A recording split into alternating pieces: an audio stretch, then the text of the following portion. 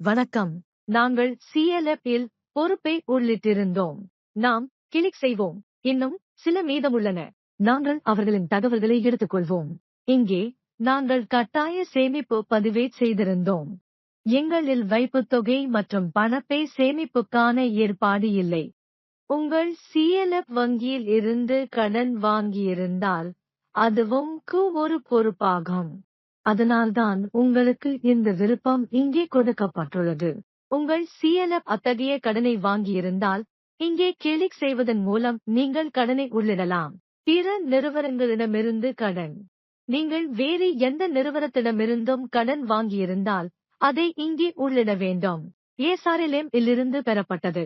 நீங்கள் இருந்து சில தொகையை பெற்றிருந்தால் அதை எதிர்காலத்தில் நிதியாக வழங்க வேண்டும் என்றால் அதை இங்கே உள்ளிடலாம். கிளஸ்டர் மேம்பாட்டு நிதி, IFC, உள்கட்டமைப்பு நிதி, மைக்ரோ என்டர்பிரைஸ் நிதியைப் போலவே பிற நிதிகளும் உள்ளன. இது சுழலும் நிதியின் விருப்பத்தையும் உங்களுக்கு காட்டுகிறது. சுழலும் நிதியை கிளிக் செய்வோம். நீங்கள் இலிருந்து சுழல் நிதி தொகையை பெற்றிருந்தால் அதை நீங்களுக்கு நிதியாக வழங்க வேண்டும் என்றால் அதை இங்கே உள்ளிடலாம். நீங்கள் இலிருந்து 2 லட்சம் ரூபாய் நிதியை பெற்றுள்ளீர்கள் என்று வைத்துக்கொள்வோம்.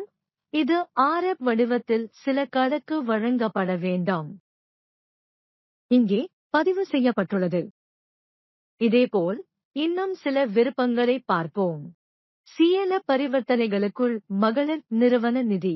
நீங்கள் ஏதேனும் கடன் வாங்கியிருந்தால் இங்கே பதிவு செய்யலாம். நோடல் அல்லாத நோடலால் வழங்கப்படும் சமூக நிறுவன நிதி CF. கடன் வடிவில் CF என்றால் நீங்கள் இங்கே உள்ளிடுவீர்கள். இப்படித்தான் நீங்கள் பொறுப்பை உள்ளிடுவீர்கள். அனைத்து வகையான உள்ளீடுகளையும் ஆம் இல் செய்யலாம்.